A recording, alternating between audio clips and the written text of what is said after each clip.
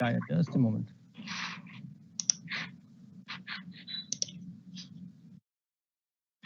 Okay, sir. Are we live? Yeah. Uh,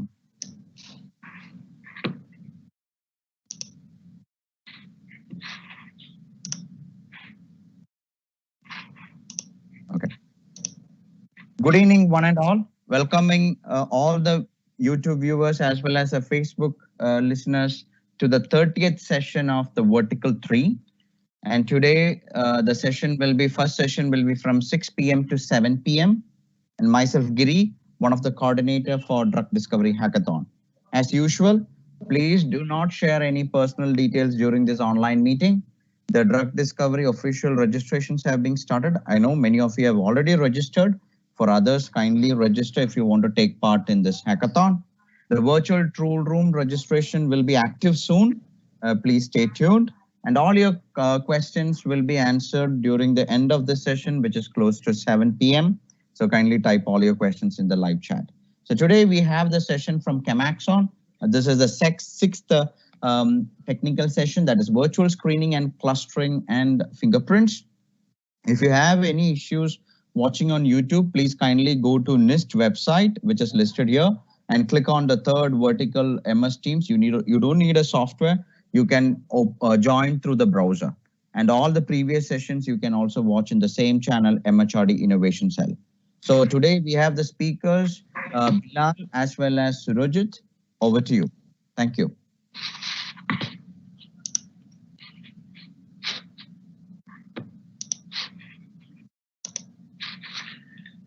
Let me know if you see my screen. It's coming up. Yeah, we can see a screen. All right.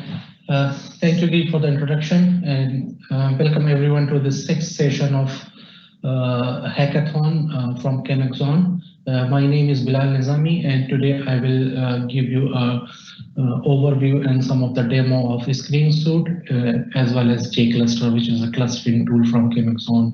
So today we will see toolkits for 2D and 3D molecular screening as well as clustering. With me also is Surajit in the line, and at the end of the session we'll take questions and try to answer your queries. If you like to know that how you can contact us, if you have some question and you would like to know more about the tools, so you can contact us on this email given on the screen here, as well as we also provide this short URL so that you can access the slide deck as well as some sample data which we're going to use in today's session, as well as you can access the slides and data from the previous session as well. Moving on. So this is the overview of Chemaxon session. So this is the sixth session in progress now, which is virtual screening and clustering tools. Just to mention here, the number 8, JChem for Office, which is mentioned in the later part, but it has already been taken last to last session. And all the previous session you can quickly access through the YouTube link. All right. Today I will talk about ScreenSuite first and then clustering tool. So Screen is a set of tools in ScreenSuite. So it performs high throughput virtual screening of compound libraries using similarity comparison by various molecular descriptors. And it provides a powerful tool for chemical, which is a 2D, and shape, which is a 3D similarity searches of large molecular libraries. So there are lots of flexible descriptor accessible in a ScreenSuite. So the Screen 2D descriptor package contain fingerprint generators such as chemical structures, pharmacophores, extended connectivity, which is ECFP, and functional class descriptor, which is FCFP fingerprints. And it can also be used to generate and tune fingerprint for use in any screening process. What type of fingerprint? So let me talk about a little bit more detail. What type of descriptors and fingerprints are available within a ScreenSuite? So we have V-cut descriptors, which are used for diversity analysis and QSAR, And these descriptors are based on connectivity table of molecule with physical properties like atomic charges, HBDA, and polarizability. Next is chemical fingerprint, which are used for structure searches in database, similarity search, or diversity analysis of compound libraries. This chemical fingerprint is a path-based bit string descriptor describing molecular structures. The next fingerprint is pharmacophore fingerprint, which is available in the screen suite. This is an atom-based fingerprint characterizing binding-related structure of physical properties that are thought to be responsible for pharmacophore activities. The last one is circular fingerprints. In contrast to the previous path-based fingerprints, ECFP and FCFP are not substructure preserving descriptions, but are highly relevant for full structure and similarity searches. So let's talk about the screen 2D. So screen 2D is the part of screen suite. Another tool which is available in this suite is screen 3D. Today we will talk mostly about screen 2D as well as 3D, but we will see the demonstration or example from screen 2D only. So the chemical similarity searches, where you can use this screen 2D, you can use this screen 2D to for chemical similarity searches on large molecular databases, and it also offers a fast processing speed with up to 1 lakh compound per second being screened on a single desktop PC. So you can see that it's pretty efficient and fast tool, and it's based on a modularity approach, which allows the tool to use own descriptor set, and you can combine different type of descriptor set as well. It comes with a set of metrics to measure dissimilarity between compounds, such as Euclidean, Tonimoto-Tarski, and indices. And it also supports metric optimization by selecting appropriate training sets. So the second component of screen suite is screen 3D. Let me give you a little bit brief introduction of this tool. So screen suite includes 3D shape similarity based searching in addition to topology based screening, and it's based on a novel flexible alignment technique which provides a reasonable alternative hit result as compared to previous 3D screening engines from Chemaxon. And the screen 3D can also be used to carry out different shape similarity searches, and beyond fully flexible matching, it can align flexible database compound to rigid query molecule, which you can say is a rigid flexible way to perform the analysis. And the last one is the rigid. Alternatively, it can also it can also align the rigid database compound to a rigid query molecule. That's why it's rigid using on-the-fly generated confirmation ensembles. How you can access these screen 2D and 3D tools? So these are available through as most of the tool from Chemaxon through multiple options. So they are of course available from desktop tool. One of the example is Instant JChem and JChem for Office. We have given the training session for these two tools previously. So if you want to know more detail about this, please watch the previous videos. This screen suite is also available from command line tool, which today I'm going to show you how to run these commands from the command line, and as well as they are also available in data management tools such as JChem and JChem base or Instant JChem, which I just spoke about. And additionally, you can also access these functionality from workflow integration tools such as NIME and Pipeline Pilot. All right, moving on. Next, I would like to talk about a little bit Jcluster. So what is Jcluster? Is a set of tools for clustering and diversity analysis. So it includes, Jcluster includes two different categories method of categories for clustering the compound. So there is one hierarchical method which includes Ward's minimum variance method, and it creates tight and well separated cluster. It is recommended to use it with smaller data set like focus libraries with less than 1 lakh structures. The next one is non-hierarchical methods. So it includes the sphere exclusion clustering, which is based on fingerprint and or other numerical data. It can be easily used for millions of structure, and it is suitable for diverse subset analysis or diverse subset selection. The k-mean clustering analysis method aims to find the center of natural cluster in the input data in a way that minimizes the variance within each cluster.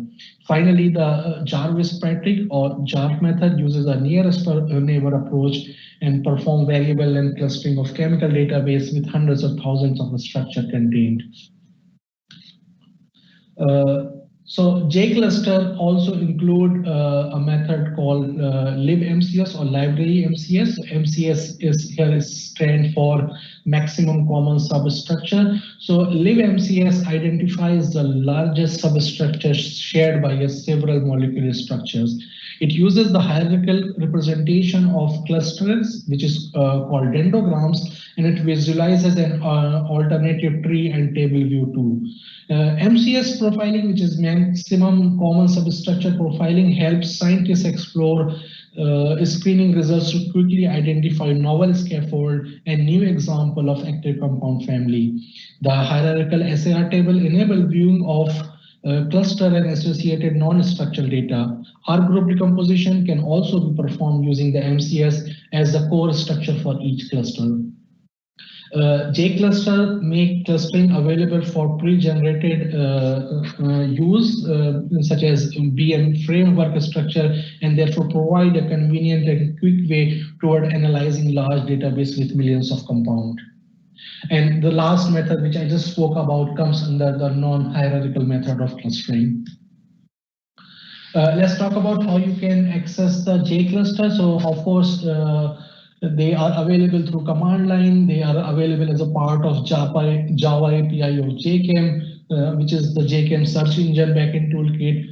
And it also include a libMCS and MCS and sphere exclusion method, which are available from KNIME and Pipeline Pilot. And it also has a libMCS GUI for visualizing these dendrogram or tree representation of the clusters.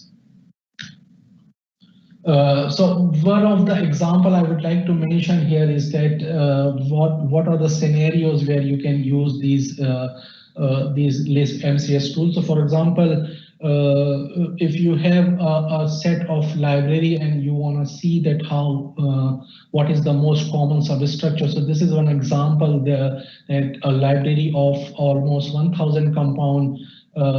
We were analyzing it, and there was a need to identify the most common substructure. So using libMCS, we could identify the core molecule as well as the variable groups attached to the two position of the core structures.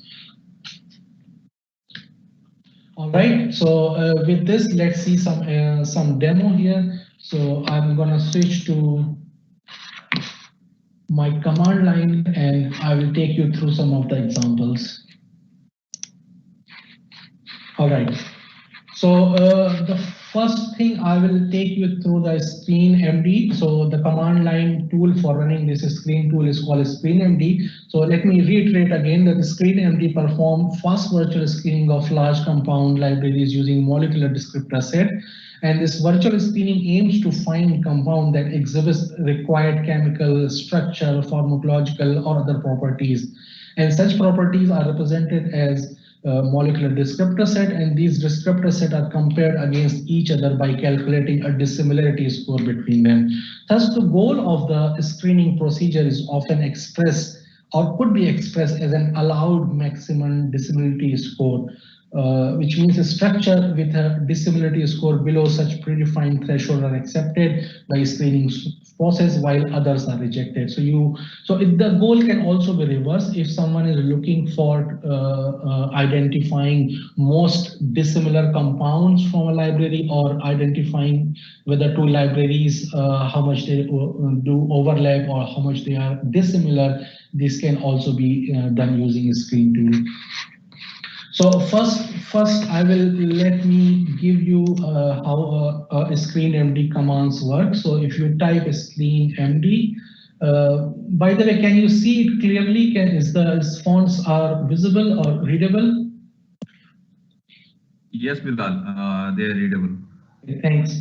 So this is the command to run screening or access the screen suite. So first, let's see what are the options available with screen MD. So I will not talk about all the other options, but the most important option which I'm going to use today. So for example, these are the options for input and output. So with -O, you can write the results of the calculation to external file. We will use this option today. And as well as the important option is here, this descriptor option, that what kind of descriptor you would like to use for dissimilarity calculation. So there are, as I mentioned, pharmacophore based descriptor, ECFP, and chemical hash fingerprints are available. This is another option, the threshold, that what threshold you would like to use to select the compound from your analysis, and as well as we will use the config option to pass the configuration XML file for different fingerprints. So let me clear this screen and run the first command. Before that, I would also like to tell you that you need two sets of compounds for this analysis. Let me explain that in a bit. So let me maximize my screen so that you can see it properly. Okay. So as I mentioned, this screen MD is the first command, and I have two sets of compound. One is the target SDF file, and one is the my query SDF file. So this is my target library, which has, I think, more than 30,000 compounds.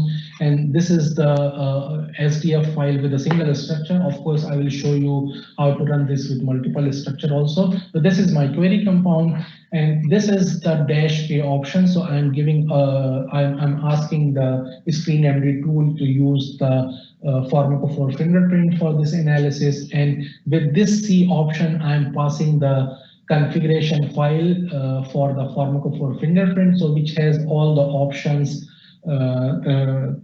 related to calculation of this fingerprint. So if you remember the previous session from Chemaxon, where we talked about these fingerprints and the structure representation toolkit, I've talked about that by choosing different parameter, you can vary the type of you can vary the fingerprints and which suits different need. So based on different need, you choose different parameter. But for today, I'm just going to use the default parameter. And the last option is -O, and I'm saying that I should write my results in an SDF file, which is its.htf. So let's go ahead and run this command. It takes few seconds, I would say, to give me the output command, output structures. So I will meantime go to the folder where I'm running this command.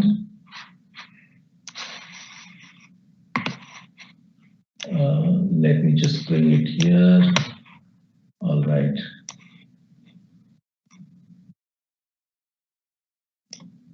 Okay, it's still running. It takes, I think there are 40,000 some structures, so it might take 1 minute or two.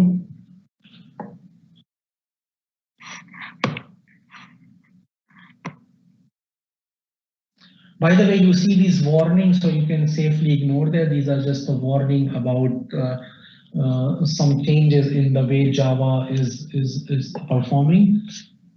There's nothing wrong with your input structure or anything. Meantime, let me show you. So once you get these structures, the output screen structures, we will use these structures to identify the most similar compounds, and then we will export some of them and try to do the clustering analysis. All right, I think the command has finished. If I go back to my Explorer, so I see this hit was the my output, and I have basically, I'm going to open this with Marvin view, and as well as I will open them in a instant JCam to give it a better overview, and you can sort it out. So this is the output of the command. So it has all those structures, almost 30,000, 28,000 structures. What it has performed it has calculated these dissimilarity score for the one given structure against the target query. So in my target library, I had 28,000 compound, and it has calculated the pairwise dissimilarity score, which I can further use for screening this. So let me just give it a little, make the structure a little wider to see. So you see these are the information which were already in the library. So it's already here. So you can identify, you can see which compound are they, and this is the column, the result of the calculation which we perform by running the command. So this one is calculated score, Tanimoto similarity or dissimilarity score for the first compound, which is in my query, against the first compound of the target. So likewise, you will have the pairwise values for each of them. So these values for the Tanimoto index ranges from 0 to 1, and it's a dissimilarity implication. So you could say that two compound which has 0 score for this value are completely similar compound, and if it is more toward 1, then they are most dissimilar compound. So you can see this is the output, this is the structure, and let me also open the input structure, then we can try to understand. So my input structure is in this folder, and this is my query. Let me open them side by side so that we can compare them just for gaining some intuition. All right, so this was my input structure. Let me go ahead and clean it a little bit because it's in 3D. So you can see these are the outputs. This was my target, this was my query, and this was my target library, and how dissimilar or similar they are. Let me do one thing. Let me open this compounds, this output in an instant JChem, where we will actually do the filtering and export some of the top compound. But before that, moving on, let's run another command where we would like to perform this analysis of not only one compound library, but let's say a bigger library. So my target query will be the same. But my target library will be the same, but my query will be, all right. So this is the command where you can see the target is same, but now query is query.sdf as compared to my query. So this has around 36 structures. So what it will do the same analysis for these 36 structure against the 28,000 structure from target and calculate the pairwise values of different dissimilarity score. So meantime, let me just run this and go back to instant JChem. So this is the same structures which we got from running the first command, and I have just imported in instant JChem in order to visualize it better and do some structure searching. Now, of course, I will not do the structure searching here, but there is possibility to perform all this thing here. What I would like to do here is I would like to filter based on this Tanimoto score and let's say select the top compound. So how I can do that? So now you see I have 27,915 compound, and I will filter, let's say maybe 100 to 150 compound only based on some criteria. So I go back to query and I will say I want to filter based on this column, and I will select the criteria that I want to select between, let's see, what was the, okay, let's see, 0.50. Okay, just a second.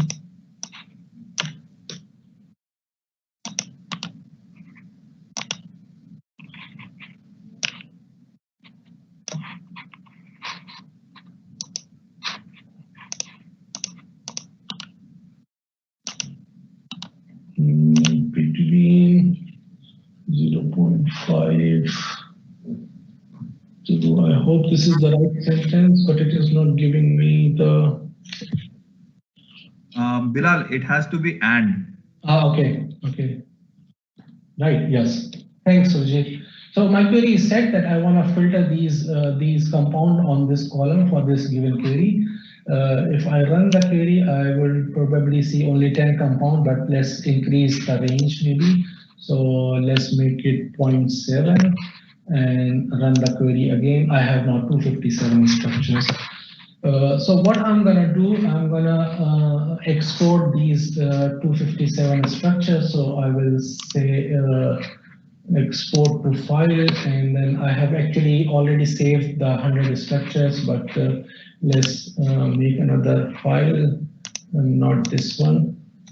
So let's say 257 and STF file.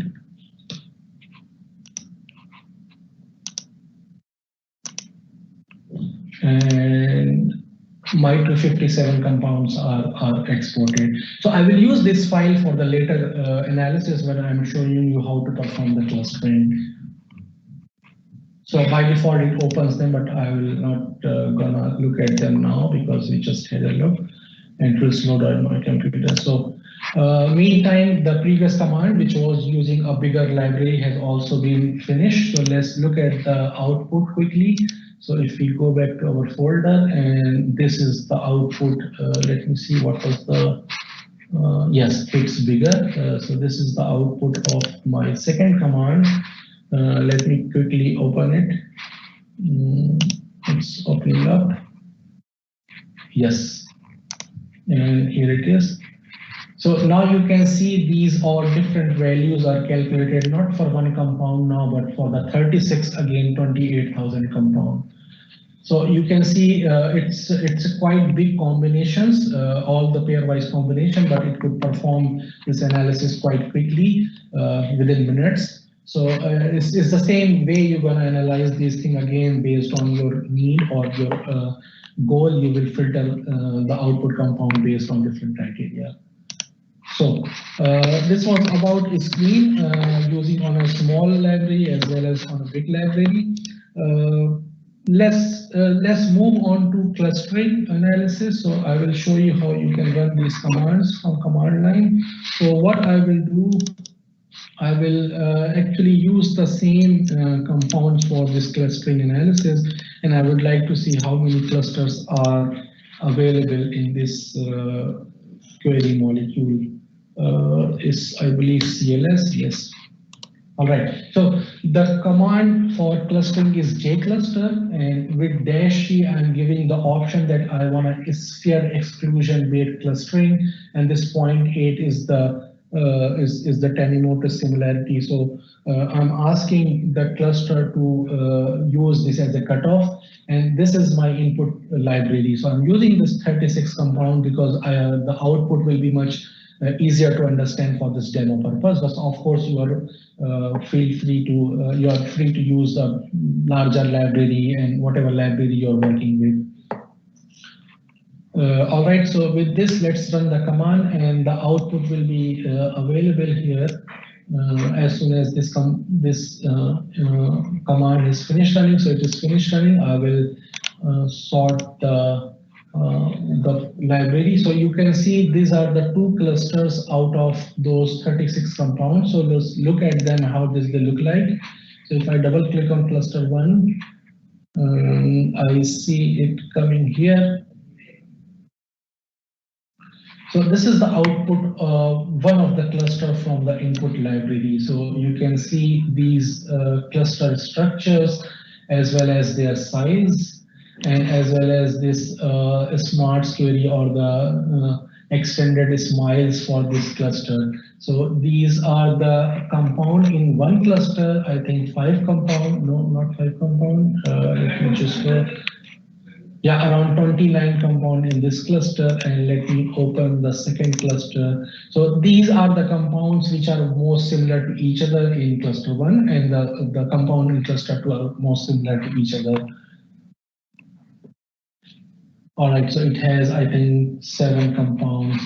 So likewise, you can also, so I did this clustering analysis on a very small library. In real life or in real projects, you're going to use much larger number of libraries, or probably you will use different, not one libraries, you will use multiple libraries for this analysis. So, but this is an example how you run this and how you analyze this.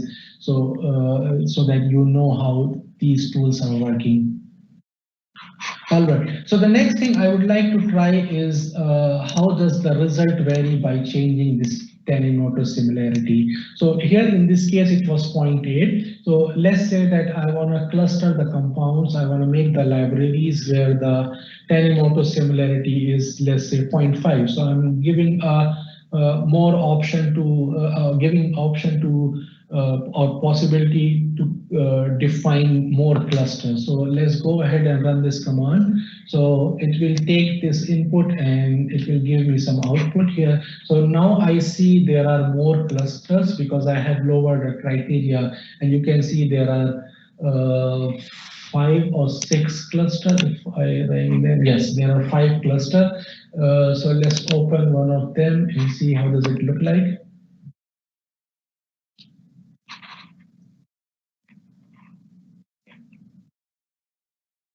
So this is the cluster 5, and it has this 8, I think 22 compounds. It's very easy to actually see the structures and do the analysis.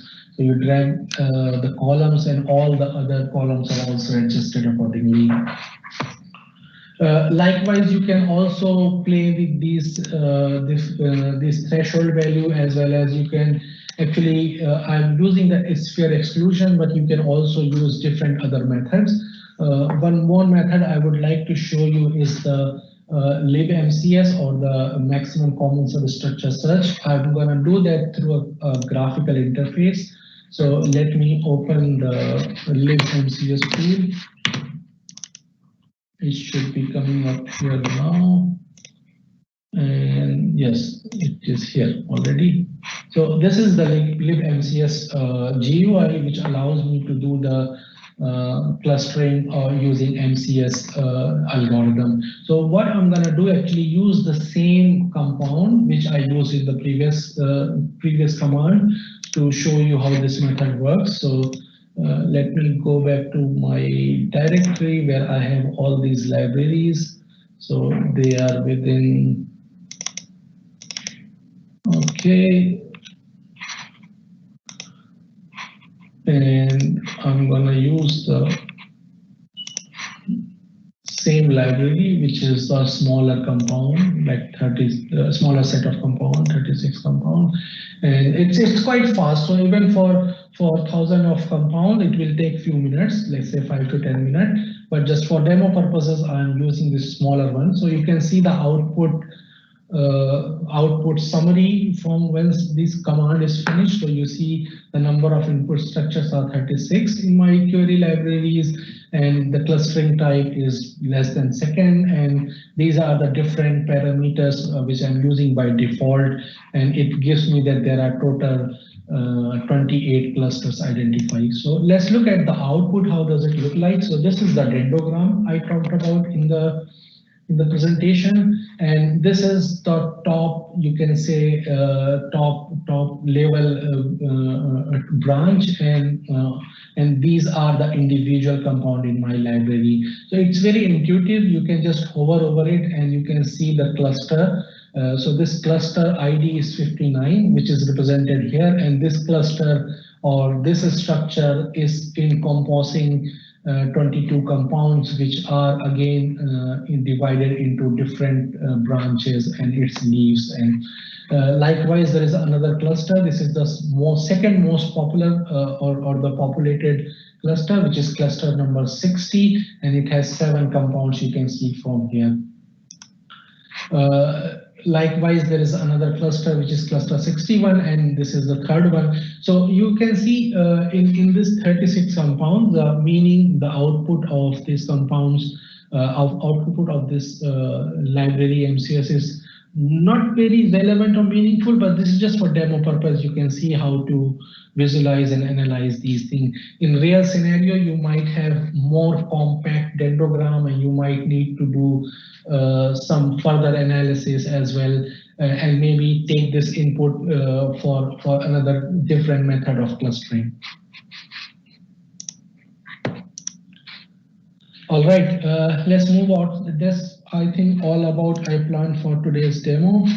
Yes, one thing I forgot to mention, I told that I'm going to use the top hit from the screening compound to this clustering. So I've already saved this hit top 257 compound, which I exported from instant JChem. So let's use that for and to visualize what are the common substructure in that library. So it's simple. Just go to File, click Open, and I will locate this hit to top 257 STF file and open it.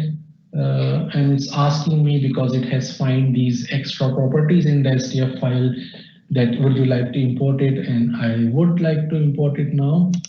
So let's click on it and it will take few seconds. You can see the progress bar, and this is the summary of output.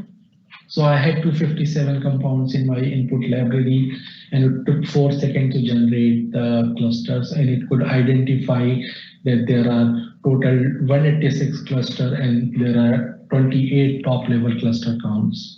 I click on OK, and I can see that this is the most common substructure in those 257 compound, which were the output of a screen command. So in this way, you can also actually now my input file has this molecular weight, so it generates a histogram or distribution of molecular weight across this particular cluster. So you can see in this cluster 416 there are 60 compound, which is probably represented by a tree which has the most one, probably this one, I think. Yes, because it has most number of childs or leaves, you can say branches. And this is the distribution of molecular weight. So by this analysis, if your goal is to identify a compound within certain physicochemical property range, so by inputting that in your input structures or your input file, you can get this very nice overview, and which helps you to select the most promising compound for further analysis from your input library. All right, so that was we planned today for the demo session. Thank you very much. And this is Bilal, just for question. Bilal, just one more thing. Can you hear me? Yes. Yeah, probably in the command line we can show them all the options that are available with the -h command, so they would be able to understand all of those options that are possible. For Jcluster. Yeah, any of those. That's true. Okay, just a second. Let me clean this first. So I showed the for screen MD. So let me show for Jcluster. So if you type Jcluster-H,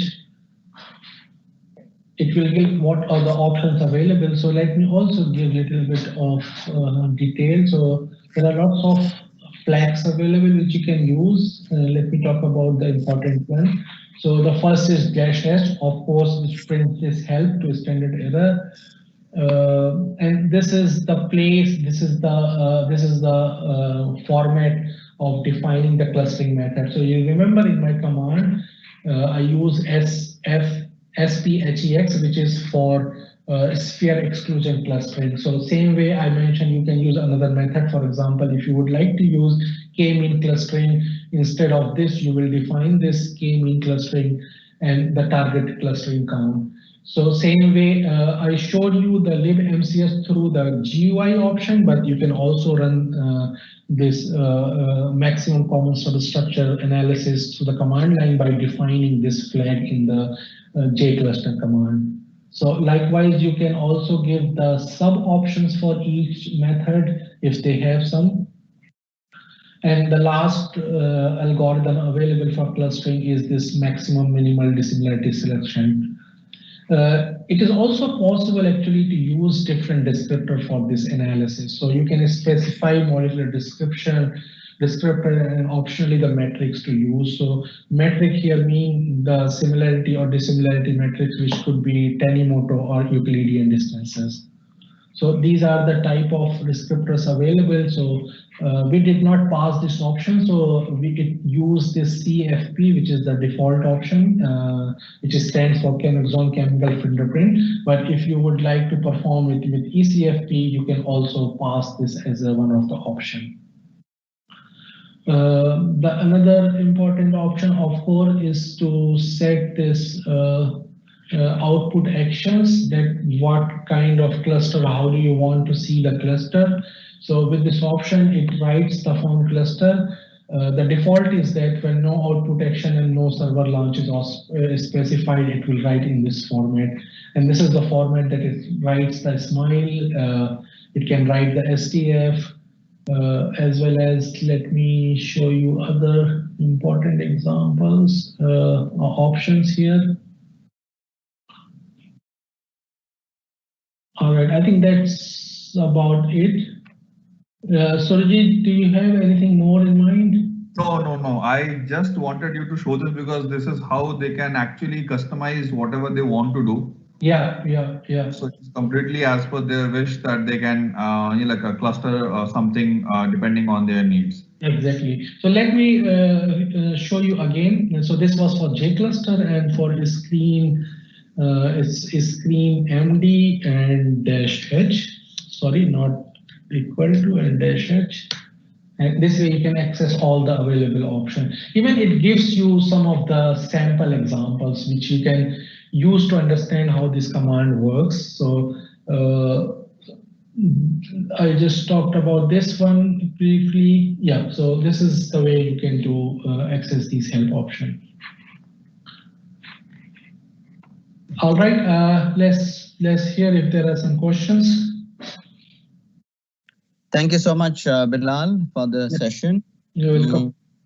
Before going forward to the question, I thought since we have some more time left, Surajit, please let me know whether is this is the right time to discuss about when participants get access to the virtual tool room, how to access Chemaxon tools. Already we discussed about that in Friday 2:30 p.m. last week session. But if you have any more things to add up, please go ahead. Okay, so I guess Dr. Anshu has very wonderfully shown it to us along with the CDAC team with the video. So once the user is connected through the VPN and logged in into the CDAC server, he will automatically have access to these tools. Okay. Now, if he needs to see something through the GUI, or if he needs to connect instant JKM, for example, then they will need to like have an individual license. Other than that, it is pretty straightforward. You just have to get access to that. You have to get authenticated by the CDAC team and by us, and then you have access to those tools that we talked about, like Jcluster or you say Screen. All of these are already available on the website, on CDAC server. So I don't think so there is any special requirement for all these kind of tools. Okay, clear. But I hope when the registration form will be active, there'll be much more details gone to the participants.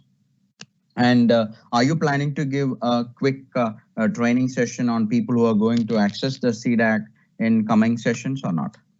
Yes. Like, not a dedicated, but at least combining other sessions. Yes. So what we plan to do is we plan to have a session wherein we will show from scratch how do you use 40 client or any other like VPN tool to connect to them, connect to the CDAC server, and then how do you use the different tools either directly in the CDAC server or through your laptop, where your laptop becomes the interface, but you use the processing power of the CDAC server. The virtual tool room server. So that we plan to do, and that will be like, since Dr. Anshu has explained it in such a detailed manner, I don't think so it will be a very detailed session from us, but we do plan to have a session wherein we will show how all the tools can be connected. For example, if you're using Instant JKM, how can you use a database that is located on the CDAC server? Exactly. What are the rights you will have? All those kind of things we plan to have a session for. Great. So that is really good, because we're a newbie who maybe not having this client and server kind of mechanism. So it will be always helpful when you can have a short session on that. Great. Now, yes. And the other things that you have shown some on most of the tools, I mean, the mechanisms and understanding or kind of screening on the command line. So are you planning to have any web interface from the CDAC server or any alternate place, but if someone is having difficulty to go through the command line?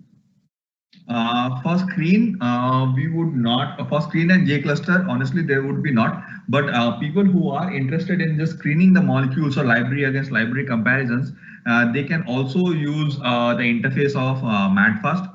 Or if at least they are wanting to search one molecule and find out the similar molecules in a database, huge database, they can also use the MADFAST interface.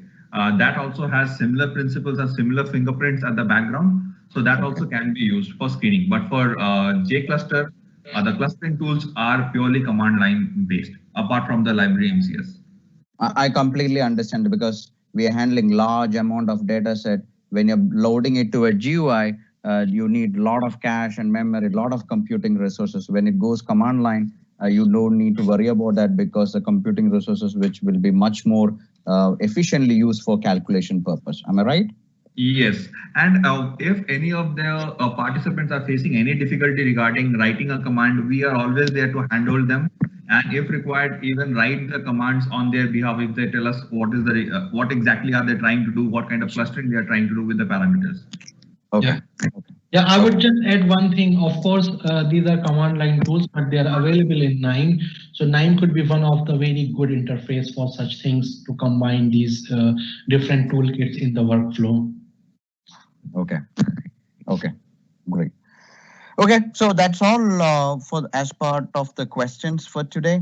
Thank you so much to both of you. Looking forward to your session on how to access the CDAC server and your resources in the coming days. And we will meet you in the next session again. So I'd like to